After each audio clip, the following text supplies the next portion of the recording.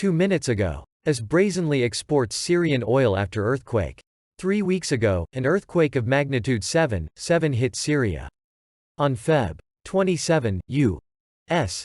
troops ferried at least 34 truckloads of stolen Syrian oil through the illegal al-Mahmoudiya checkpoint en route to Iraq, according to eyewitness reports from rural al-Yarubiyya in Hasaka province. Oil and gas reserves in Syria have become the cause of a protracted conflict in the country. As the newspaper writes, the oil fields, which were once solely owned by the Assad clan, have recently changed hands, from terrorists to Kurds and Russians. The United States also failed to abandon Syrian oil. Who controls the strategically important resources of the state today remains a question. In 2012, armed clashes began between Assad's forces and various opposition groups. The Syrian regime lost control of the oil fields, which was taken over first by the Free Syrian Army and then by Jabhat al-Nusra after most foreign companies left Syria. The aforementioned groups were extracting Syrian oil until the arrival of ISIS, banned in the Russian Federation, ed. Note, in 2013, which seized oil fields in the east of the country.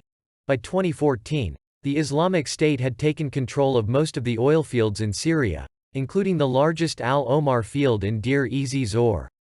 In 2015, the US Department of Defense estimated ISIS revenue from Syrian oil sales at $40 million a month.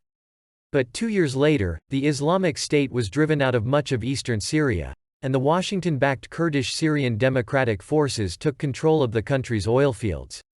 Unfortunately, Syrian oil fields have been severely damaged by US air attacks against Islamic State militants, who in turn destroyed much of the oil infrastructure before leaving areas under their control.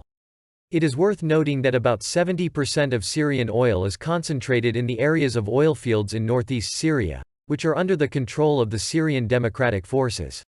The largest oil and gas fields in Syria are Al-Omar, where until 2011 oil production was 80 barrels per day, at Tonic in Deir ez-Zor, where 0.000 barrels of oil were produced per day, Ar Rumaylan, as Suwaidia, as well as 40 oil and 1322 gas wells located in the areas of Al-Shaddadi, Al-Jibsa and Al-Gul in the south of the province of Al-Hasaka.